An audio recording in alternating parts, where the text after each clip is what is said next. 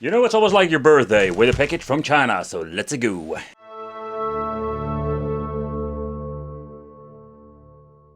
Hey guys, welcome back to the channel. It's awesome that you're tuning in. So in this video, we are going to take a close look at the SF900 2.4 GHz wireless controller, game controller, whatever. 2.4 wireless receiver. It's all confusing, but basically what this thing is a plug and play HDMI stick that can play some Super Famicom games.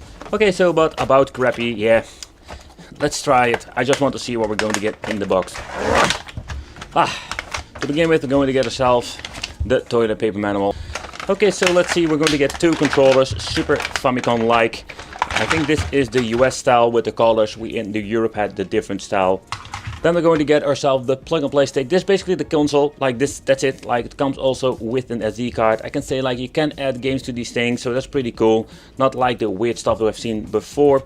So here we're going to get the HDMI connection. The only thing that we need to do is like plug it in HDMI, get yourself some USB 5V power. You can use a 5V adapter, or maybe you can get some juice from the television. That's even more like super convenient, because then you can just basically plug and play. And when you're turning on your television on the HDMI signal, then you're going to get your game console. Easy peasy. Alright, so the controller. So I did a review about the Sega version and the controllers were absolutely amazing. But with this, I'm going to get like a bit of a mixed feeling. So first of all, the buttons, they feel great. Like they're having the low profile buttons, very short travel, they feel absolutely amazing. Select start, the D-pad feels good. But the only thing I didn't really like is the L and R. But it's more like a personal thing. The L and R, like these clickies, micro switch buttons, I'm not a big fan of. I just want to have the old school one that have basically a hinge in combination with the membrane. Select the start with the rubbery buttons, I do like it. Then we're going to get the option for player 1, player 2 over here, so that's very convenient. I'm always like messing it up, so if you don't have this option, you need to figure out like 50-50, which one is player 1, you know, like it's quite annoying. And you can just change it out over here. Another thing that I like is you only need one AAA battery, give you a couple of hours playtime, so that's quite nice. How long exactly, don't know, there is no information. I played for a couple of hours, but I cannot say like how long they will go on one battery, depending of course what kind of brand you're using. But enough talking, let's play some games. Look at the menu itself. The menu is quite easy to navigate through. You're only going to get yourself like here the sports, shooting, adventure, fighting, puzzle and folder. The weird thing about the folder, I think it's not like navigating through the files, but basically if you want to play a game and you just want to revisit to see like what you played last, you can see it over there. This is what I understand of. Kind of weird they call it folder. Another thing I do like about it is the menu. The setup menu, you cannot really reach it in the main menu. You need to boot up a game and pressing select and start at the same time. Because when you're going to do this, this is what you're going to get. So we're going to get resume, quit to the main menu. We're having quick load, quick save. What I do like about here, we're going to get these tiny screenshots. So every single game has 5 slots. The screen can be set up to full screen and scaling up, or in other words like the original aspect ratio. Settings set to NTSC, PAL and auto. So this depends on what kind of file you're booting up. And yeah, I showed it in my Sega plug and play device. It was actually like working very well. Okay, so let's boot up a game. And when you're looking at the performance when it comes to emulation, it's quite good. So let's go back to the scaling options, select start. Here you can see like we can make a quick save if you want to. It's quite nice. I'm going to give you the screenshot. Scaling up. Press resume again, start. And we're back with the aspect ratio. If it's exactly like it should be, that is something we need to debate in the comment section. You do see there's some glitching, so let's see if we can fix that, because stuff like this will happen. Okay, so next up, let's try something else. So you did see like there was some glitching in the beginning. So let's boot up game, let's see how it runs. Because sometimes what you need to do, like with this, you need to go to the menu, go to system, for example set it to PAL. It's most of the time going to be set to automatic, but maybe it will not work at all. But you can see that doesn't improve the situation. So it's always like possible that some games will have some problems. A little bit of a bummer. So let's try a different game. Okay, so next up let's try Desert Strike, just to see one of my favorite games. If it's going to start about the chopper, get to the chopper, get to it now. Sorry, just needed to say that.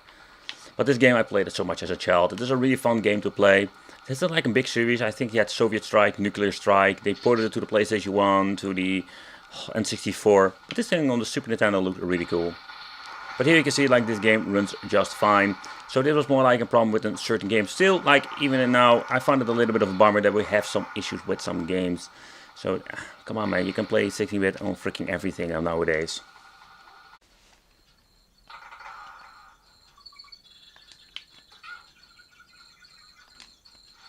When you're looking at the image quality and also how smooth the game is, I find it quite disappointing because still I find the image itself quite choppy.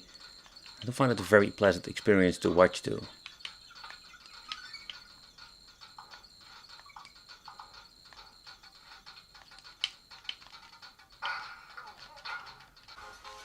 Okay, so next up let's do a little bit on pinball, but I must say like I'm quite disappointed when it comes to the performance of the games. I was hoping that we're actually going to get like perfect gameplay, but sadly they completely messed it up. A lot of glitching here and there, and I find the games running quite choppy. And again, it's disappointing because you can see like nowadays we're having so many of these boxes, stuff that runs Super Famicom just great. So nothing beats the original deal, that is just a fact today.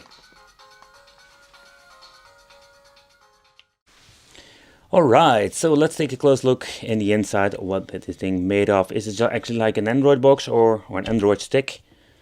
Okay, let's get my pry tool. Okay, you can just open it up very easy.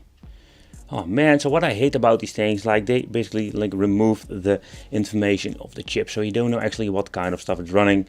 I'm guessing this is the memory. Here the other side where we're going to get a lot of chips, and of course here we're going to get the receiver for the remotes. So that's it, like that's the only thing that we're going to get. There is no cooling whatsoever because this thing is also getting really hot. Like I can still hold it in my hands, but I think it will not be very dangerous. You can see like over here in the shell there are some ventilation holes, but I rather see like some better cooling elements on this. But yeah, it doesn't by the way even matter because this thing runs pretty damn horrible when it comes to the gameplay. Okay guys, so yeah, I'm quite disappointed. I was so excited to see that they're finally going to make a 16-bit Super Famicom stick, but it is like really bad emulation. Like this is really bad and like it's choppy, glitching, stuff like that. It's cool to see that we're actually having aspect ratio, but the end result is not good. So when you're looking at the SF900 controller, I would say that I do like it. It plays very nice. It feels like a nice quality controller. Only the shoulder buttons, I don't like them at all. And overall, but also I noticed like something that I did in testing a couple of days ago, and when I added the battery and I just wanted to boot it up again, it was empty. So I have this idea, like basically when you leave the battery in, it will pull the battery dry. So that's not a good thing. Yeah, let me know in the comments what you think of this. I want to thank you for watching. Consider subscribing, hit that little bell, become a Wicked family, and I will see you in the next video. Yeah.